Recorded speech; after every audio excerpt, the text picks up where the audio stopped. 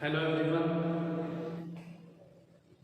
पिछली क्लास तक हम लोगों ने इस चैप्टर में पढ़ लिया था लेबर कॉस्ट कंट्रोल सेकंड, और इसमें मोस्टली क्वेश्चंस हो चुके हैं। 3-4 क्वेश्चन रह गए हैं। 4 क्वेश्चंस अपने रिमेनिंग हैं, जिसमें से 3 क्वेश्चन 14, 15 एंड 18 ये तीनों का बेस एक जैसा ही है। अभी तक हम लोगों ने पढ़ा था कि लेबर को रेम्यूनरेट करने के लिए वेजेस के 2 फॉर्मूले थे, टाइम रेट और बेस रेट। और अगर उनको बोनस देने हैं तो बोनस के भी मैंने आपको 2 फॉर्मूले बताए थे, हालसे प्लान एंड ड्रॉमर प्लान। और अब एक प्लान और है बोनस पे करने का, वो है immersion efficiency plan.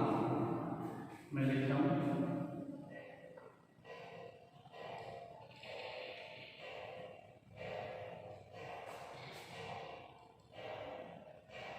Immersion efficiency plan.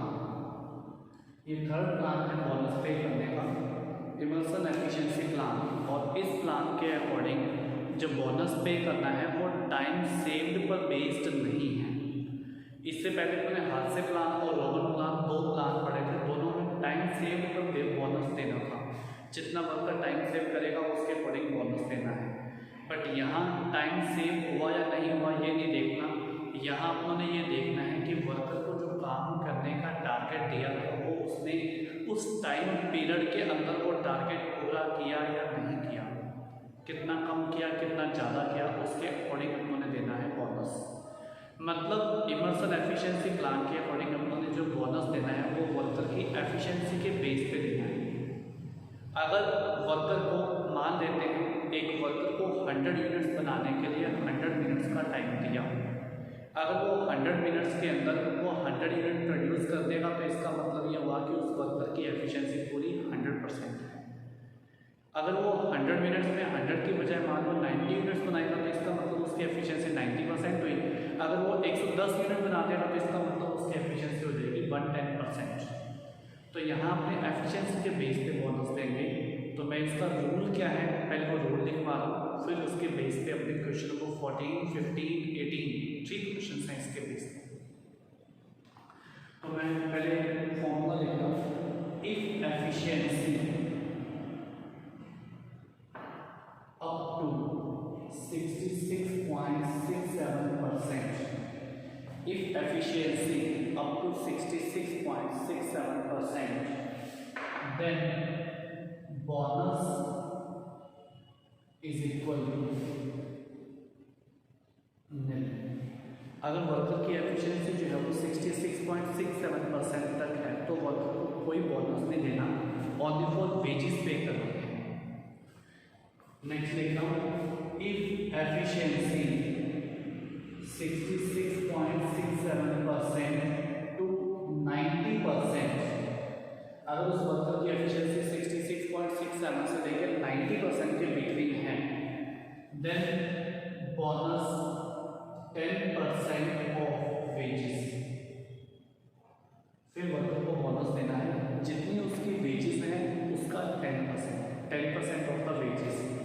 And if efficiency 90% to 100%, अगर वर्कर की एफिशिएंसी 90 से 100% के बीच में है देन उसको बोनस देना है। Then bonus is equal to 20% of wages. फिर वर्कर का बोनस होगा वेजेस का 20%।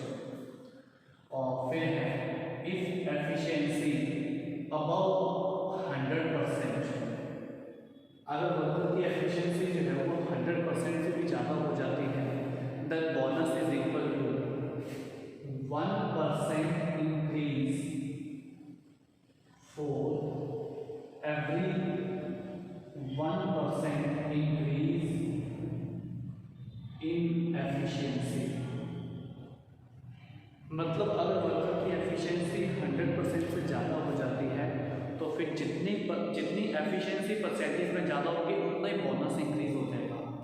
फॉर एग्जांपल मैंने ये कहा कि वर्कर की एफिशिएंसी 100% है तो उसको बोनस देना है 20% ऑफ द वेजेस। अगर वर्कर की एफिशिएंसी 101 मतलब 100 से 1% ऊपर हो जाती है, अगर 1% एफिशिएंसी ऊपर हो गई तो 100 से 1 तो उसका बोनस 100% बोनस का 20%, तो 100 से 1% अगर एफिशिएंसी ऊपर हुई तो उसका बोनस हो जाएगा अगर वर्कर की एफिशिएंसी 105% है तो 100 से 5% एफिशिएंसी ऊपर हुई तो फिर बोनस भी 20% से 5% बढ़ जाएगा, क्योंकि मैंने कहा था ना कि 100% तक बोनस जो देना है उन्होंने 20% देना है। अगर एफिशिएंसी 100% तक रहेगी तो बोनस 20%, 100 पे 20 है, 100 से जितनी एफिशिएंसी बढ़ेगी उतना बोनस बढ़ेगा। मान लेते हैं कि एफिशिएंसी होगी 108%, तो 100% तक बोनस था 28% बढ़ी तो बोनस हो जाएगा 20 + 8 28%। अगर मान लो उसकी एफिशिएंसी 140% है वर्कर की, 140% है, तो 100% तक बोनस था 20%, 100 से 40% बढ़ी तो बोनस हो जाएगा 20 + 40, then bonus 60% of the wages. वही मैंने यहाँ पे रूल लिखा, तो बोनस इंक्रीज हो जाएगा 1% इंक्रीज, बोनस में मैंने लिखा 1% increase for every 1% increase in efficiency. जितनी एफिशिएंसी बढ़ती जाएगी उसके कॉरस्पॉन्डिंग बोनस भी उतने % बढ़ता जाएगा। ये था इमर्सन एफिशिएंसी प्लान।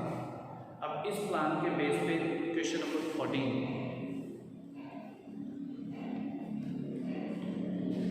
क्वेश्चन 14 में है, in a manufacturing company a daily wages rate guaranteed for a worker is 30 rupees.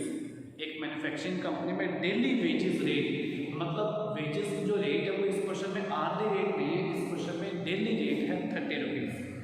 And is standard output fixed for the month is 1000 article, और स्टैंडर्ड आउटपुट फिक्स कितने की है 1000 article, मतलब 1000 unit बनाने को दी है एक महीने में। And standard output fixed for the month, एक महीने में वर्कर को कहा था कि आपने 1000 आर्टिकल प्रोड्यूस करने हैं, रिप्रेजेंटिंग 100% एफिशिएंसी। अगर आप 1000 यूनिट बना दो तो फिर आपकी एफिशिएंसी 100% मानी जाएगी। The daily wages rate is paid without bonus to those workers who shows up to 66.67% of the efficiency. तो डेली वेजेस रेट दी जाएगी विदाउट एनी बोनस, बिना बोनस के वर्कर को ओनली वेजेस दी जाएगी जिनकी एफिशिएंसी 66.67% तक है। Beyond this level, there is a bonus payable in a graded scale in a fixed ratio to the increased output as under। और उसके बाद अगर इस 66.67% से ज़्यादा अगर वर्कर काम करेगा तो उसको बोनस दिया जाएगा। नीचे दिया हुआ एफिशिएंसी अगर उसकी 90% तक हो जाती है तो बोनस 10%, एफिशिएंसी 100% हो जाएगी then bonus 20%। Further increase in bonus of 1% for every 1% further rise in efficiency. अगर उसकी एफिशिएंसी 100% से बढ़ती जाएगी तो अगर 1% बढ़ती है तो बोनस में उसके कॉरस्पॉन्डिंग 1% बढ़ जाएगा और वैसे आगे बढ़ता जाएगा।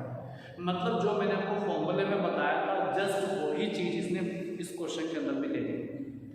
अब लास्ट में दिया हुआ है find out the total earning of A B C D. आपको 4 वर्कर दे रखे हैं, चारों वर्कर की आपने टोटल अर्निंग फाइंड करनी है।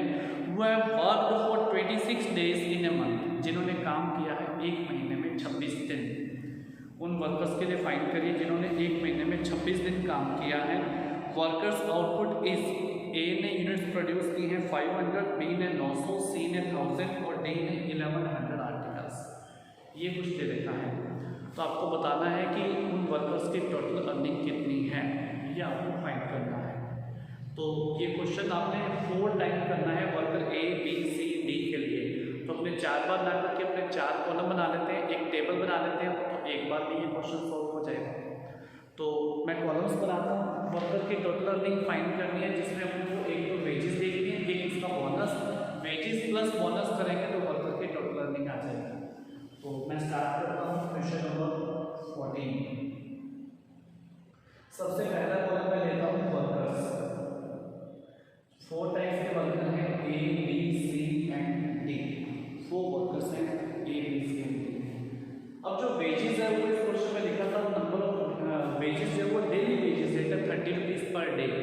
तो जिसने जितने दिन काम किया जिन वर्कर्स ने उतने दिनों की बन जाएगी वेजेस। तो मैं लिखता हूँ number of days. Number of days इस क्वेश्चन में गिवन था कि find out the total earning of A B C D who have worked for 26 days in a month, जिन्होंने हर एक किसी ने काम किया है 26 दिन एक महीने में। तो नंबर ऑफ डेज है वो हर एक वर्कर ने 26 डेज जो है वो वर्क किया है 26 डेज। फिर मैं लिखता हूँ वेजेस रेट, और वेजेस रेट में क्वेश्चन की फर्स्ट टाइम में दे रखी थी, इसमें देखा था ना कि A daily wages rate guaranteed for a worker is 30 rupees. Daily की जो रेट है वो 30 रुपीज़ है, मतलब 30 रुपीज़ पर डे वर्कर को पे करने हैं और एक दिन के 30 रुपीज़ देने हैं। तो हर एक वर्कर ने 26 डेज काम किया है, तो 26 × 30, तो वर्कर की वेजेस यहाँ से पता चल जाएगी कितनी है। 26 को अगर 30 से मल्टीप्लाई करूँगा तो ये हो जाएगी 780 रुपीज़।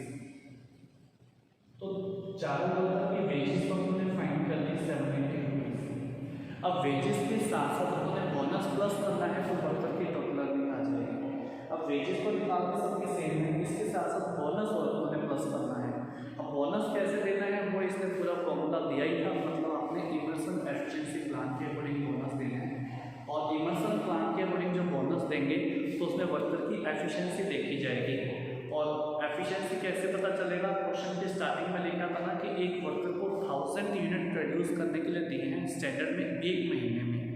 अगर वो 1000 यूनिट बना देंगे तो इसका मतलब उसकी एफिशिएंसी 100% है। अगर 1000 से कम ज़्यादा बनाएंगे तो उनकी एफिशिएंसी भी कम ज़्यादा रहेगी। और क्वेश्चन की लास्ट लाइन में लिखा है कि ए ने जो यूनिट्स प्रोड्यूस की हैं, ए ने जो यूनिट्स प्रोड्यूस की हैं वो क्वेश्चन में गिवन है 500। तो ए ने अगर 500 यूनिट्स प्रोड्यूस की हैं तो इसका मतलब ए की एफिशिएंसी जो है वो हो गई फिर 50%, क्योंकि 1000 बनाओ तो 100% एफिशिएंसी होगी, इसलिए आधी यूनिट बनाई है तो उसकी एफिशिएंसी भी 50% हुई। बी ने बनाई है 900 यूनिट्स तो बी की एफिशिएंसी हो गई फिर 90%। सी ने बनाई है 1000 यूनिट तो सी की एफिशिएंसी होगी 100%। डी ने बनाई है 1100 यूनिट्स तो डी की एफिशिएंसी होगी 110%। अब एफिशिएंसी के बेस पर बोनस था।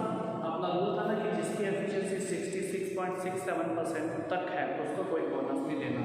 तो मैं लिख रहा हूँ bonus in percentage, bonus percentage में।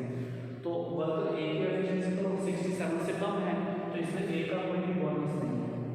बी की एफिशिएंसी 90% है तो मैंने लिखा था कि 67 से लेकर 90% तक बोनस कितना देना है, वेजेस का 10%।